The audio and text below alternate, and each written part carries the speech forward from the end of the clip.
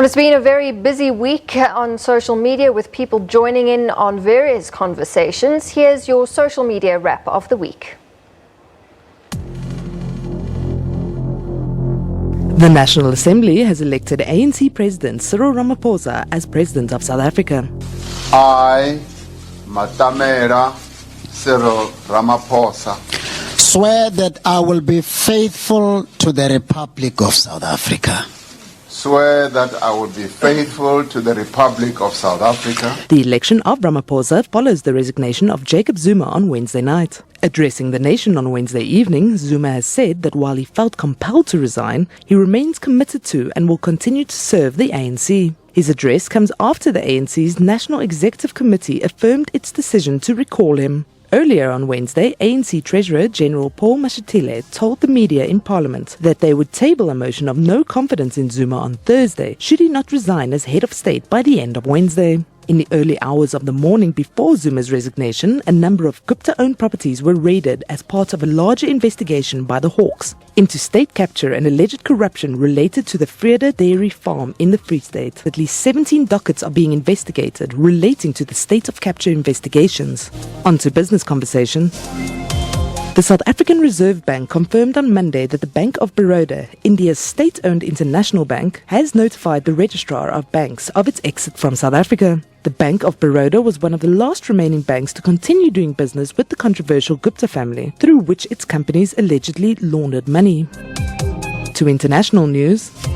Former Zimbabwean Prime Minister and main opposition Movement for Democratic Change leader Morgan Tsvangirai has died in Johannesburg. The 65-year-old lost his battle to colon cancer. He had been diagnosed with the disease in 2016 and had been undergoing regular treatment at the Donald Gordon Medical Center in Parktown.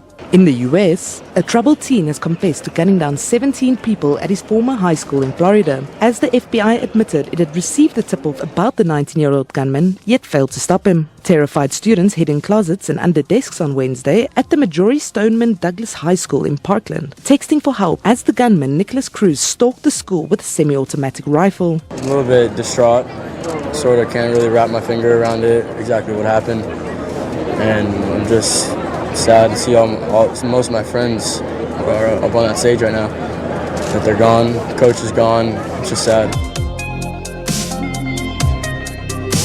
To the court sparking conversation, the state has called for triple murder accused Henry van Breda to be convicted on all charges against him. They include murder, attempted murder, and the obstruction of justice. Van Breda is accused of the murder of his parents and brother and the attempted murder of his teenage sister Marley during a brutal attack with an axe in 2015. Judgment is expected on April 23rd. In lifestyle news, family members are desperate to find Sandiswe Sali and her baby Luminati, who have been missing for over a week. A main concern stemming from her disappearance is that she's not familiar with Johannesburg. On Friday, the 9th of February, Sali and her child took a local taxi to Boulder's shopping mall in Midrand. She left most of her belongings, including her cell phone, at home. She never made it back. The family are pleading with South Africans to come forward with any information that could help find them. And finally, the highly anticipated Black Panther will be hitting the South African cinemas on Friday night. But South Africans are outraged due to the premature removal of locally produced film in Kléber from the movie theatres. The movie caused outrage as traditional leaders called for it to be banned for showing what happens during circumcision. The leaders say their outrage is not about the homosexuality portrayed in the movie, but rather the criticism of culture.